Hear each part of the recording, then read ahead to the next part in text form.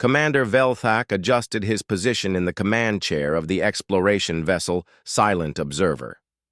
The ship drifted through space near the edge of a small solar system that barely registered on Zirani star charts. According to their records, this system contained only one planet with primitive life forms. Nothing worth the attention of the great Zirani hegemony. But the energy readings they had detected 3 days ago told a different story. Science Officer Mordan, report on the anomalous signatures, Velthak commanded. Mordan looked up from his scanner console, his blue-scaled face showing confusion. Commander, the readings are unlike anything in our databases. We're detecting massive metallic structures moving through this system at sublight speeds. The energy signatures suggest advanced propulsion systems. That's impossible, replied Navigation Officer Kelvos. Our surveys of this region show only primitive carbon-based life forms in the early stages of technological development. They shouldn't even have achieved basic spaceflight. Velthak studied the main display screen. 3 large objects moved, in formation near the system's 8th planet, far from the warm inner worlds where primitive life usually developed. The objects were clearly artificial, but their design made no sense according to Zirani understanding of spacecraft engineering. Activate the stealth field, Velthak ordered. Take us closer for detailed observation. The Silent Observer shimmered and vanished from normal sensor detection. Zirani stealth technology had been perfected over thousands of years. No known species could detect a ship using their advanced cloaking systems. The vessel moved silently toward the mysterious objects, its sensors recording everything. Captain Hyunwoo stood on the bridge of the UES Incheon's Pride, watching the tactical display with interest.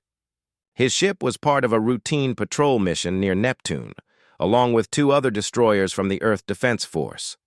The 3 ships had been conducting training exercises when something unusual appeared on their sensors. Captain, reported, Sensor Operator Bora. We're detecting an unknown contact bearing 270 degrees. The signature is unlike anything in our databases. How close? Hyunwoo asked. Approximately 50,000 kilometers and closing slowly.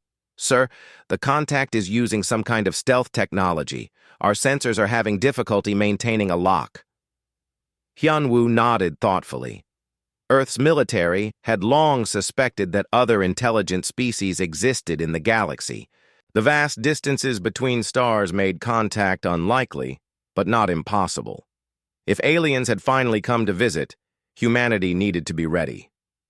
Communications Officer Park, prepare a standard first contact protocol, Hyunwoo ordered. Mathematical, sequences, prime numbers, basic physics constants. If that's an alien ship, we want to show them we're intelligent. Yes, sir, Park replied, her fingers moving quickly over her console. On the alien ship, Science Officer Mordan stared at his displays in growing alarm. Commander, the primitive vessels have detected our presence. They're tracking our movement despite our stealth field being active. That's impossible, Velthak repeated, but his voice now carried uncertainty. Double-check all stealth systems. All systems are functioning perfectly, sir. According to our instruments, we should be completely invisible to any sensor system. These primitives could possess. Velthak felt a cold sensation in his stomach. The Zirani had encountered hundreds of species during their expansion across the galaxy. None had ever detected their stealth technology on first contact. Most species required decades or centuries of technological development before they could even begin to understand Zirani science. Sir, Communications Officer Therik announced. Suddenly, the primitive vessels are broadcasting mathematical sequences in our direction.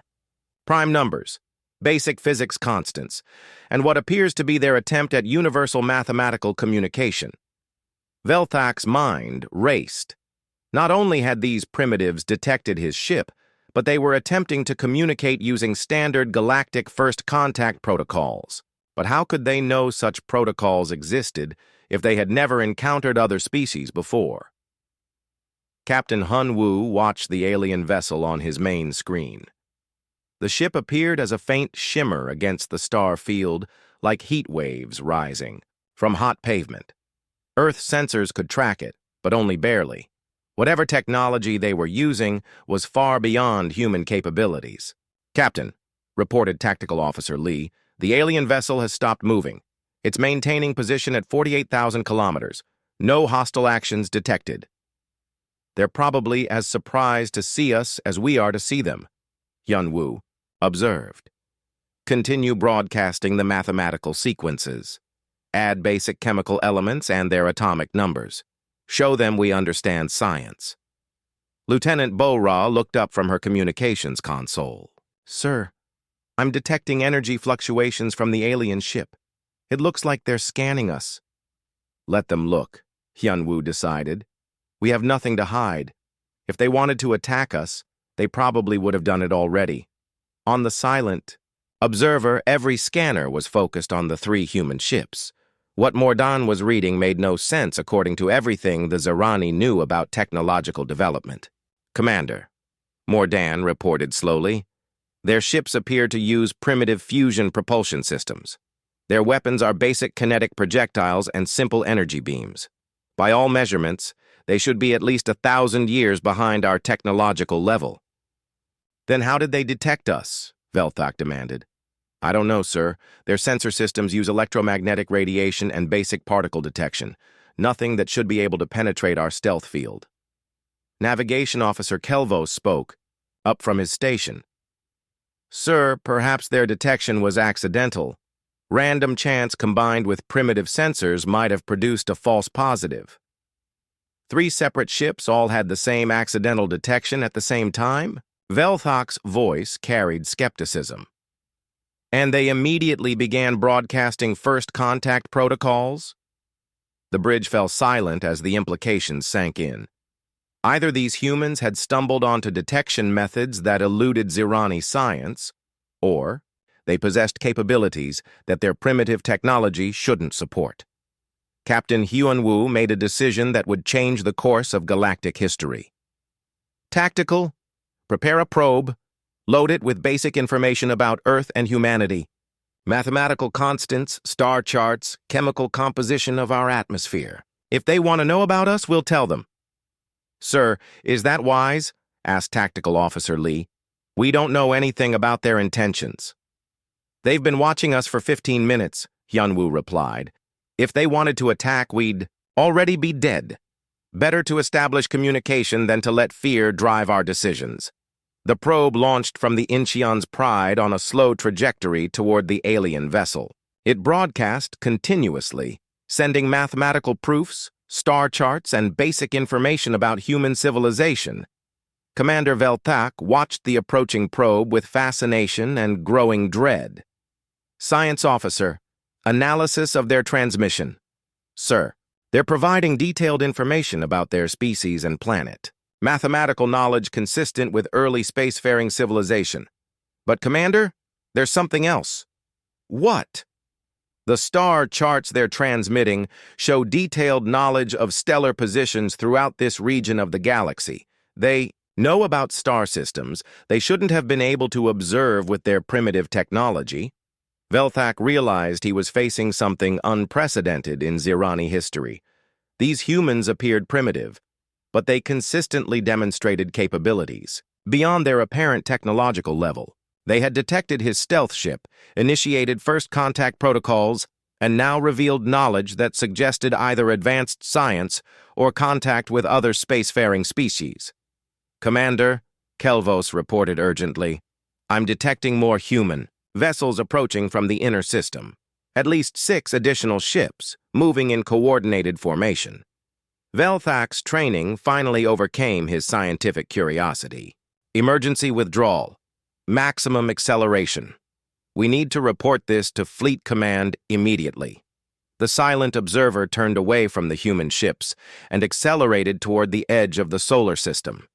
As it fled, Velthak could not shake the feeling that he had just encountered something that would fundamentally change the Zerani understanding of the galaxy. Captain Hyun-woo watched the alien ship disappear from his sensors. "Well, That was interesting, he said calmly. Communications. Send a full report to Earth Defense Command. Include all sensor data and communication logs. Should we pursue them, sir? Asked Tactical Officer Lee. No, Hyun-woo replied. If they wanted to talk, they would have stayed. If they didn't want to talk, following them won't change their minds. Better to let them go and see what happens next. Lieutenant Bo-Ra finished, transmitting the report to Earth. Sir, Defense Command is requesting immediate return to base for full debriefing. Set course for Earth, Hyun-woo ordered. And Bo-Ra, send a message to all patrol fleets in the outer system. Tell them to keep their sensors active.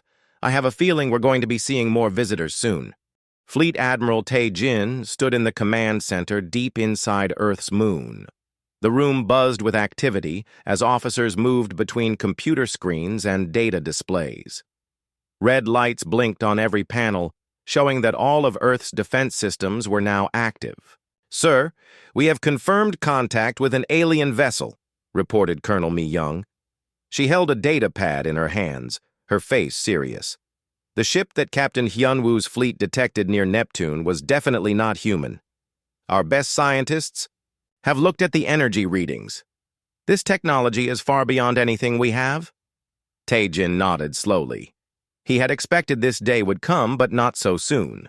Earth had been preparing for alien contact for 50 years, ever since radio telescopes first detected strange signals from deep space.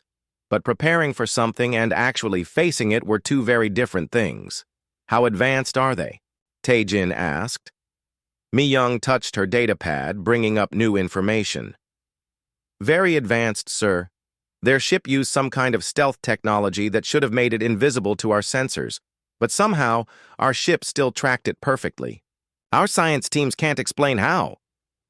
In the back of the room, Dr. Sang-woo looked up from his computer terminal.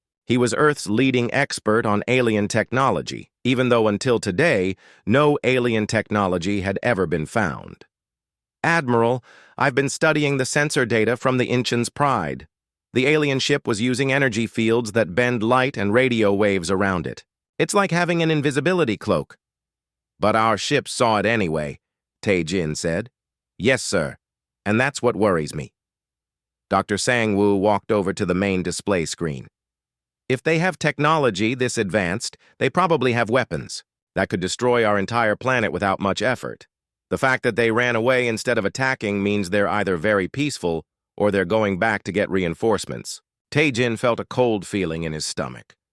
Earth had always known that first contact might not be friendly. Every science fiction movie and book had warned about this possibility. But Earth's leaders had hoped that any species advanced enough for space travel would also be wise enough to be peaceful. Colonel Mi-young, what do we know about their behavior? Tae-jin asked. Mi-young read from her notes. Captain Hyun-woo reported that the alien ship seemed surprised to be detected.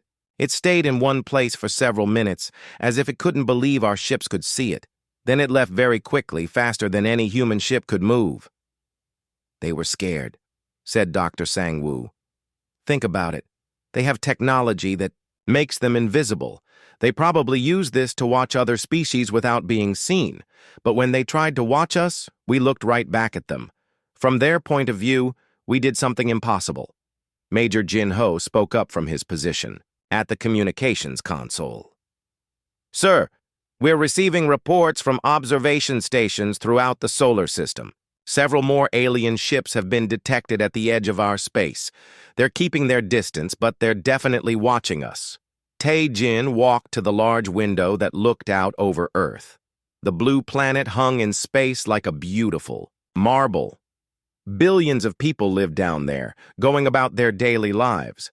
Most of them didn't even know that aliens existed. They were shopping, working, playing with their children, completely unaware that their entire world might be in danger. We need to make a decision, Tae-jin said to the room. Do we try to talk to them, or do we prepare for war? Colonel Mi-young stepped forward. Sir, I recommend we prepare for both. Captain Hyun-woo's initial contact attempt was peaceful. We sent mathematical signals to show we're intelligent. But we should also be ready in case they decide we're a threat. Dr. Sang-woo shook his head. Admiral, I think we're looking at this wrong. Yes, their technology is more advanced than ours, but there's something they don't understand about us. Our ships detected their stealth technology. Our computers tracked their movements. We did things that their science says should be impossible. What are you suggesting? Tae-jin asked. I'm suggesting that maybe we have advantages we don't even know about. Human brains work differently than computer systems. We see patterns and make connections in ways that pure logic can't. Maybe that's why we could detect their ships when their own technology said we shouldn't be able to. Captain. Yoonji entered the command center, still wearing her spacesuit from a training mission. Admiral, I've been thinking about the alien ship's behavior. When it realized we could see it, it didn't try to communicate. It didn't try to understand how we detected it. It just ran away. And, Tae-jin prompted, and that tells us something important about how they think. They encountered something they didn't expect, and their first reaction was fear. That suggests they're not used to being surprised. They're probably used to having all the answers, being in complete control of every situation. Major Jin-ho looked up from his console again. Sir, I'm getting more reports. The alien ships at the edge of our solar system are moving in a pattern. It looks like they're setting up some kind of formation. Tae-jin felt the weight of command settling on his shoulders. Every decision he made now could affect the future of humanity. Colonel Mi-young, I want you to activate Project Silent Thunder immediately. Mi-young's eyes widened. Project Silent Thunder was Earth's most secret military program. Only a few dozen people in the entire world knew it existed. Sir, are you sure? Once we activate it, there's no going back to the way things were. I'm sure, Tae-jin said firmly. If these aliens think they can scare us by watching from a distance, they're about to learn something new about humanity. We don't scare easily, and we don't like being watched. Dr. Sang-woo looked confused. What is Project Silent Thunder? Tae-jin smiled, but it wasn't a happy smile. It's our plan for dealing with technologically superior enemies. Instead of trying to match their technology, we're going to do something they won't expect. We're going to be unpredictable. Within hours, orders went out to secret military bases hidden throughout the solar system. Ships that had been disguised as asteroids powered up their engines. Weapons platforms that looked like space junk activated. Their targeting systems. And most importantly, human crews began to think like humans instead of like computers. The aliens watching from the edge of the solar system were about to discover that sometimes being more advanced doesn't mean being better prepared. Warcast Commander Krelvas stood on the bridge of his flagship, watching the sensor displays with growing confusion. 12 Zirani warships hung in space at the edge of the Sol system. Their advanced scanners pointed toward the inner planets. What they were seeing made no sense according to every rule of space warfare Krelvas had learned in his 300 years of military service. Report, Krelvas commanded his sensor officer. Sir, the human vessels are moving in impossible patterns. They appear to be using their star's gravity to accelerate beyond safe limits. Our computers calculate that these maneuvers should tear their ships apart, but somehow they remain intact. Krelvas studied the main display. 3 human ships were diving toward their sun, using its massive gravity to sling themselves around, at incredible speeds. No sane pilot would attempt such a maneuver. The gravitational forces alone should crush any living crew member. Perhaps their ships are automated, suggested his tactical officer. No biological creature could survive those acceleration forces. No, Krelvas said slowly. Our intelligence reports show these humans communicate constantly during their maneuvers. They're definitely alive in there. They're just insane.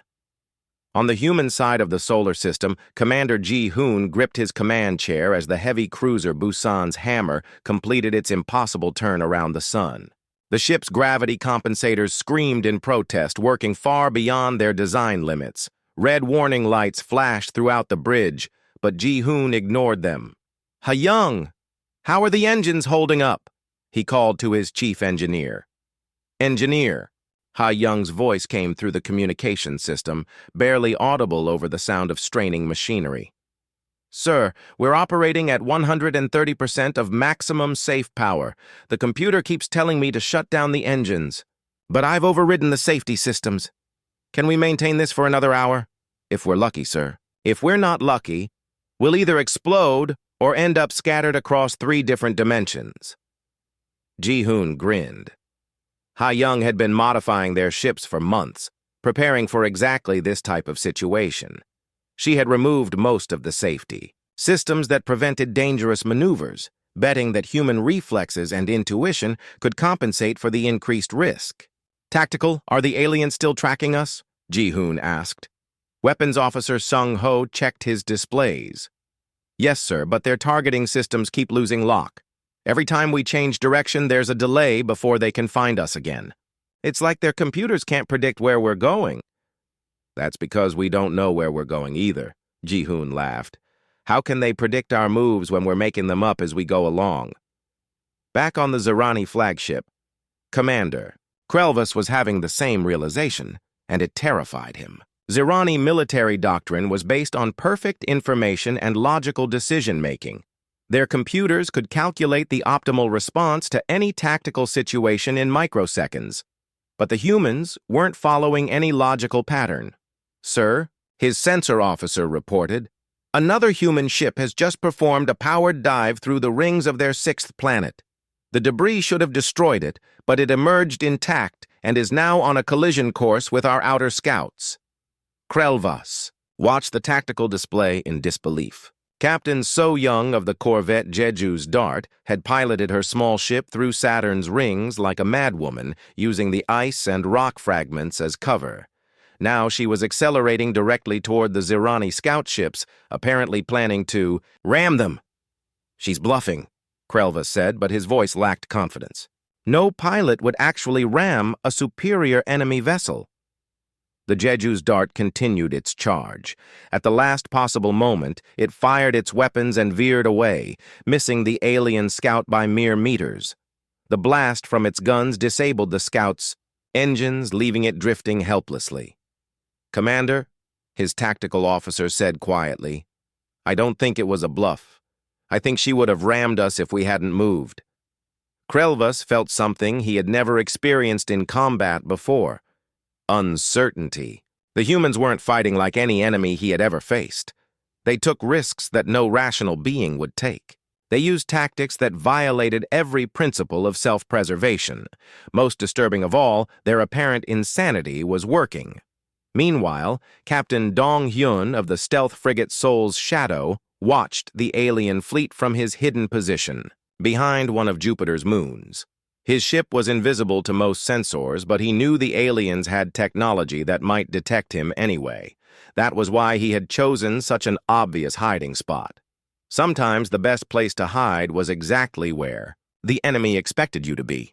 Navigation Officer Ye-jin, plot a course through Jupiter's atmosphere, Dong-hyun ordered. Ye-jin turned to stare at her captain. Sir, Jupiter is a gas giant. Ships aren't designed to fly through atmospheric layers.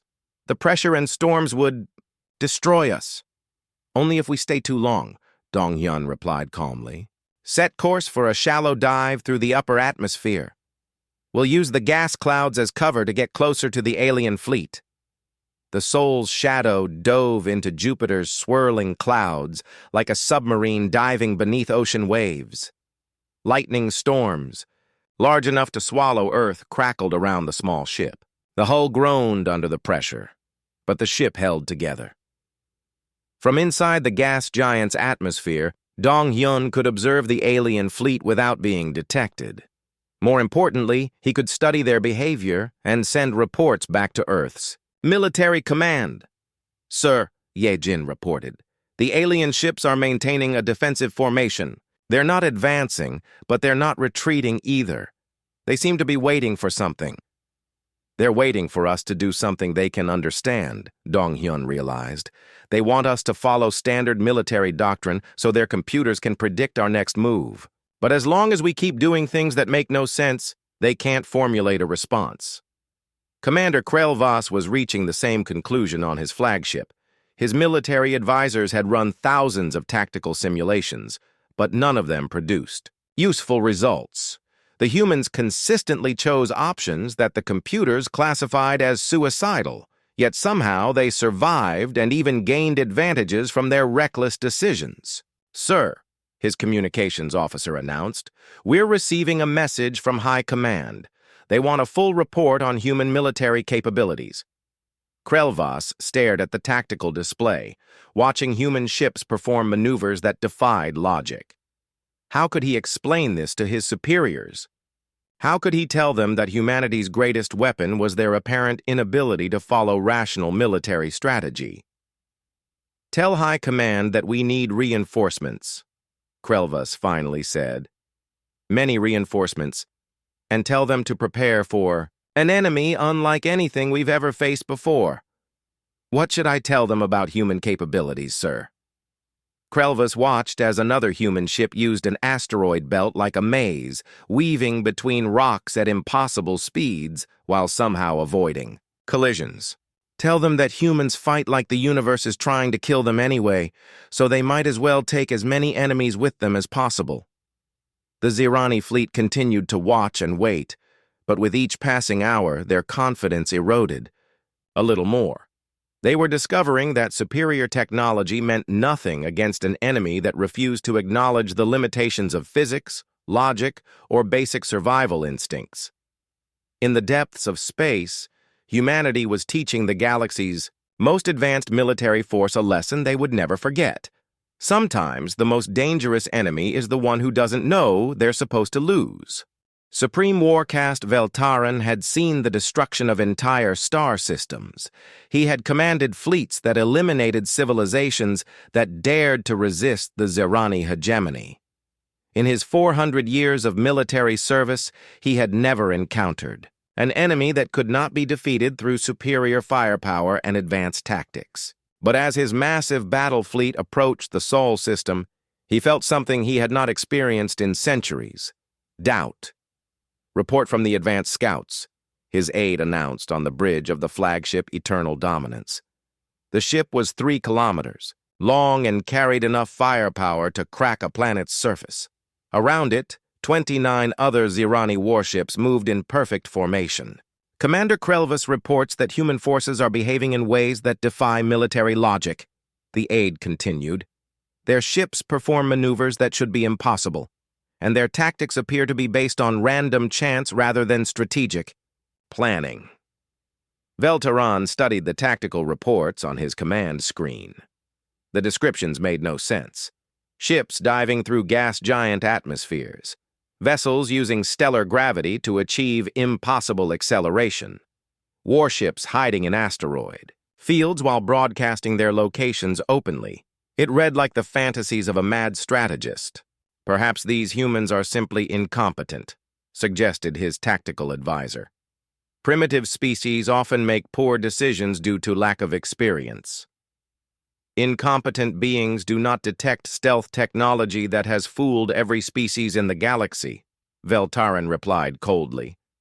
"There is something else happening here."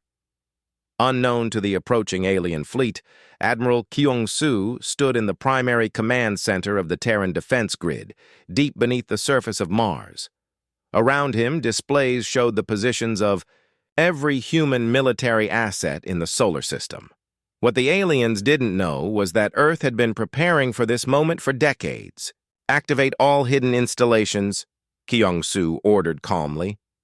Throughout the solar system, objects that had appeared to be asteroids, space debris, and abandoned satellites suddenly came to life. Weapons platforms that had been disguised as mining. Equipment powered up their targeting systems. Military bases hidden inside hollowed-out moons opened their launch bays. The solar system transformed from a collection of planets and rocks into a massive fortress. Strategic AI Coordinator Yoon-ji monitored the activation sequence from her position at the central computer terminal. She had spent 5 years developing the strategy that was now being implemented. Instead of trying to match alien technology, humanity would rely on deception, misdirection, and psychological warfare. All systems are online, Admiral, Yunji reported. The aliens are about to discover that everything they think they know about our capabilities is wrong.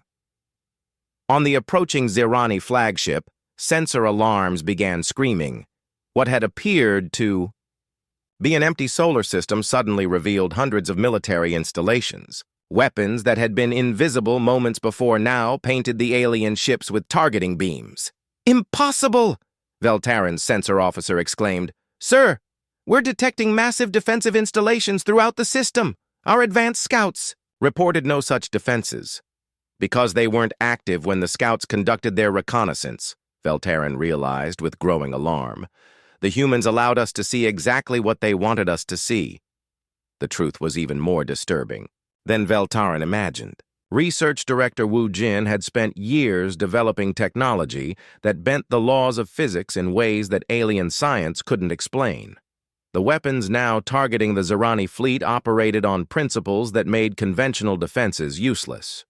Commander Jae Sung stood on the bridge of the dreadnought Soul's Vengeance, watching as his ship's experimental systems came online. The massive vessel was humanity's greatest achievement in military engineering, incorporating technologies that scientists insisted should not work. Tactical Officer Hyo Jin, activate the quantum displacement field, Jae Sung ordered.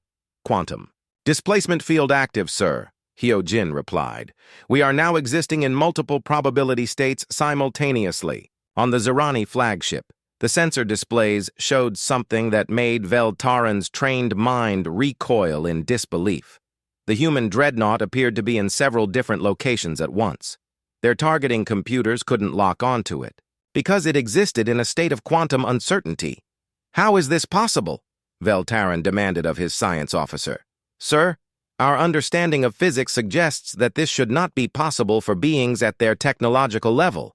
They appear to be manipulating reality itself through methods our science cannot explain." Chief Engineer Sun Ho of the Soul's Vengeance monitored the strain on his ship's experimental systems. The quantum displacement technology pushed the boundaries of what was safe, but safety had never been humanity's primary concern when faced with superior enemies. "Sir, the displacement field is holding steady," Sun Ho reported. "The aliens' weapons can't lock on to us because we're technically not entirely in normal space-time." Jae Sung nodded grimly. Humanity had always been willing to take risks that more cautious species would avoid. Now that willingness to gamble with dangerous technology was their greatest asset. "Weapons, prepare to demonstrate our capabilities," Jae Sung ordered. "Let's show them what happens when humans get creative with physics." The Soul's Vengeance fired its experimental weapons at an abandoned asteroid. The energy beam appeared to travel backwards through time, striking the asteroid before the weapons were fired. From the alien perspective, the asteroid simply ceased to exist for no apparent reason. "Sir," the Zirani sensor officer reported in a shaking voice, "the human weapon appears to fire backwards through time. The target was destroyed before the weapon was discharged." Veltaran felt the first real fear he had experienced in centuries. Time-reversed weapons were theoretically possible, but the energy requirements should be beyond any civilization's capabilities. Yet the humans had somehow achieved it. "Open communication channels with the human fleet," Veltaran ordered. "I need to understand what we're dealing with." Admiral Kyung-soo accepted the communication request with calm confidence. The alien commander appeared on the main display, his blue-scaled face showing clear signs of stress. "I am Supreme Warcast, Veltaran of the Zirani hegemony," the alien announced. "Your species possesses technology that our science cannot explain. We demand to know how you have achieved capabilities beyond your apparent development level." Kyung-soo smiled politely. "Supreme Warcast Veltaran, you are correct that our technology appears to defy your understanding of physics. However, I think you misunderstand the situation. We're not trying to impress you with our technology. We're trying to convince you that fighting us would be a very bad idea. Your threats do not intimidate the Zirani hegemony," Veltaran replied, but his voice lacked conviction. These aren't threats, Kyung-soo said calmly. These are demonstrations. Everything you've seen so far represents humanity operating under strict rules of engagement. We're showing you our capabilities while being very careful not to actually hurt anyone. Veltaran's tactical displays showed human ships performing increasingly impossible maneuvers. They moved through space as if the laws of physics were merely suggestions. More disturbing still, his own ship's advanced targeting systems couldn't achieve reliable locks on any human vessel. "What are you?" Veltaran asked quietly. "We're what happens when a species spends its entire evolutionary history fighting itself," Kyung-soo replied. "We've had millions of years to perfect the art of warfare. Every advance in our technology, every development in our science, has been driven by the need to defeat other humans who were just as clever and just as determined as we are." Strategic AI Coordinator Yoon-ji had predicted this moment. The aliens would eventually realize that they weren't facing a primitive species that had stumbled onto advanced technology. They were facing a species that had weaponized creativity itself. "You see impossible maneuvers and assume we've discovered new physics," Kyung-soo continued. "But we haven't discovered anything new. We've simply refused to accept the limitations that other species consider absolute. When your computers say something can't be done, you accept that. When our computers say something can't be done, we find a way to do it anyway." Veltaran stared at the tactical displays in growing horror. The human ships weren't just performing impossible maneuvers. They were performing impossible maneuvers while maintaining perfect coordination with each other. It was as if they shared a collective madness that somehow produced effective military results. "Supreme War Cast," his communications officer announced urgently. "We're receiving reports from our scouts throughout the sector. Human ships have appeared near 17 different Zirani installations. They're not attacking, but they're demonstrating the same impossible capabilities we're seeing here." Veltaran realized with dawning terror that the humans weren't just defending their home system. They were sending a message to the entire Zirani hegemony. "We can reach you anywhere, anytime, and you'll never see us coming." "What do you want?" Veltaran asked, his pride finally cracking under the weight of uncertainty. "We want to be left alone," Admiral Kyung-soo replied simply. "And we want everyone in the galaxy to understand that bothering humanity is a very poor decision." Supreme War Cast Veltaran sat alone in his private quarters aboard the flagship Eternal Dominance, staring at intercepted human communications displayed on his personal screen. What he was reading made his blood freeze in his veins. For the past 3 days, his intelligence officers had been analyzing human data transmissions, expecting to find military secrets or advanced scientific formulas. Instead, they had discovered something far more terrifying. The humans had been discussing their recent military maneuvers as if they were routine training exercises. Worse yet, many of the impossible tactics his fleet had witnessed were being criticized by human military analysts as too conservative and lacking in creative thinking. A soft chime indicated someone was requesting entry. "Come," Veltaran called. His chief intelligence officer entered, carrying a data tablet. The younger Zirani looked pale and shaken. "Sir, I have completed the analysis of human cultural and military data as you requested. I strongly recommend that we revise our assessment of this species." "Show me," Veltaran commanded. The intelligence officer activated the room's main display screen. Images of human cities appeared, showing millions of beings going about their daily lives. "Sir, we initially assumed that the humans we encountered represented their military elite. However, further analysis suggests that these tactical capabilities are common throughout their entire population." Explain. Humans engage in what they call strategy games for entertainment. Children as young as 6 years old routinely devise tactics that our military computers classify as either brilliant or completely insane, sometimes both. The display showed images of human children playing complex board games and computer simulations.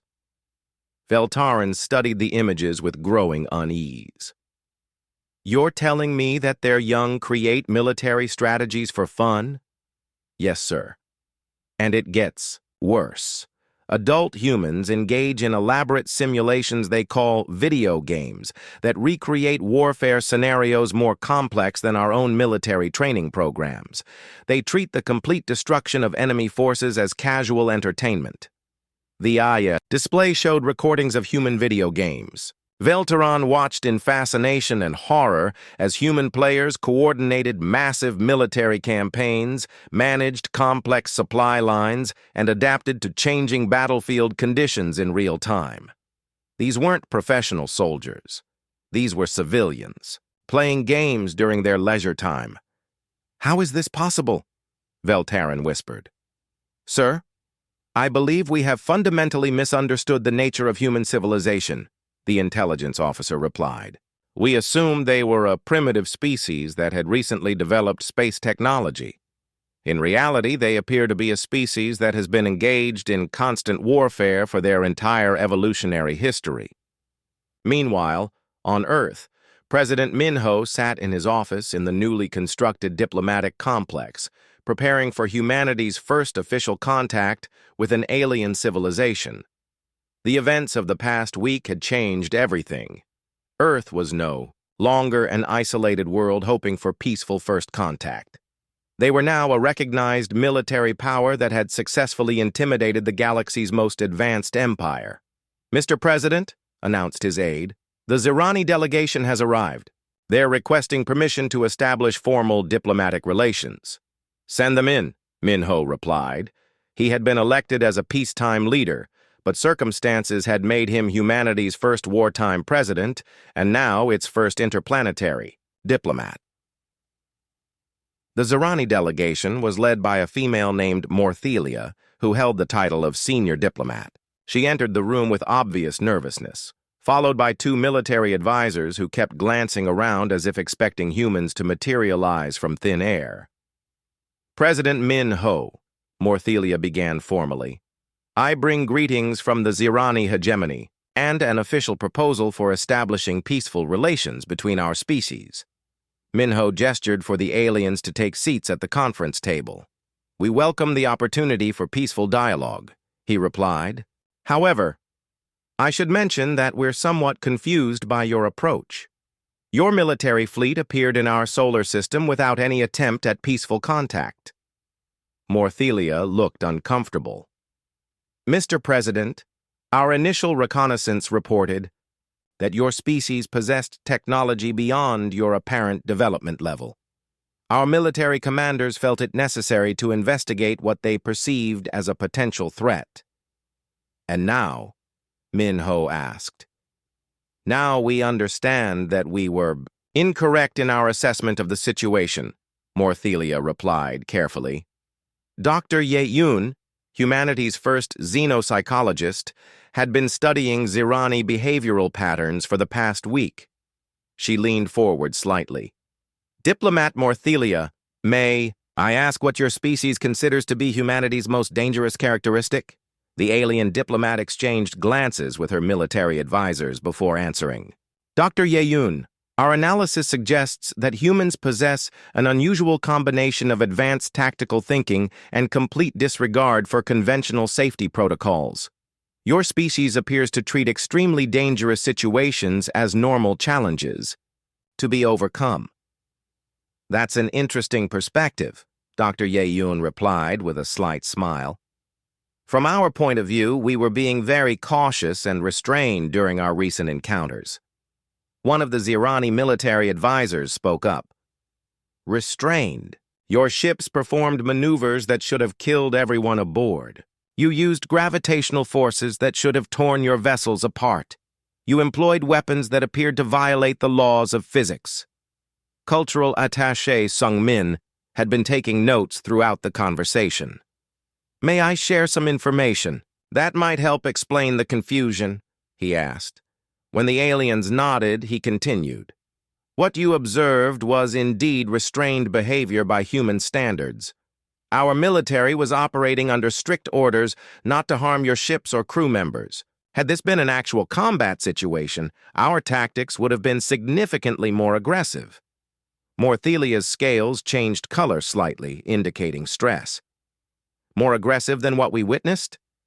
Much more aggressive, Sung-min confirmed. The maneuvers you saw were basic evasion tactics. In actual combat, human ships would have been attempting to ram your vessels, self-destruct in proximity to your fleet, or use their own destruction as weapons against you. The room fell silent. The Zirani delegation appeared to be processing this information with difficulty. President Min-ho decided to be completely honest. Diplomat Morthelia, I think there's something you need to understand about humanity. We are not a peaceful species that has recently developed military capabilities. We are a military species that has recently developed the desire for peace. He activated the room's display system, showing historical images of human warfare. For thousands of years, humans have fought each other using every weapon and tactic we could devise. We have refined the art of warfare to a degree that most species would consider pathological. The display showed footage of human military history, ancient battles, medieval sieges, modern warfare, and space-based military exercises. Every advance in human technology has been driven by military necessity. We learned to fly because we wanted to drop bombs on our enemies.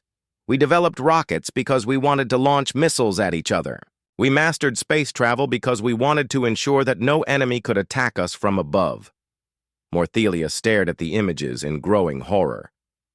Your entire civilization is based on warfare? Not based on warfare, President Min-ho corrected, gently. Shaped by warfare, humans are capable of tremendous cooperation and peaceful coexistence. But we achieve these abilities by first becoming extremely good at fighting each other. Dr. Yeun added, what your military encountered was humanity applying our competitive instincts to a new situation. We saw your advanced technology as a challenge to overcome, rather than an insurmountable obstacle. But your ships should have been destroyed by the maneuvers they performed, one of the military advisors protested. Cultural attaché Sung-min smiled. Human ships are designed to be operated beyond their theoretical safety limits.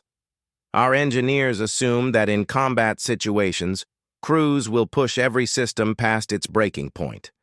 We build our vessels to survive that kind of treatment. Your species designs equipment expecting it to be used in ways that would destroy it? Morthelia asked in disbelief. We design equipment expecting humans to use it, Sung-min replied, which amounts to the same thing. President Min-ho leaned back in his chair. Diplomat Morthelia, I want to be very clear about something. Humanity desires peaceful relations with all species in the galaxy. We have no interest in conquest or domination, but we also will not tolerate being threatened or intimidated. What are you proposing? Morthelia asked. We propose the Sol Accords, President Min-ho replied.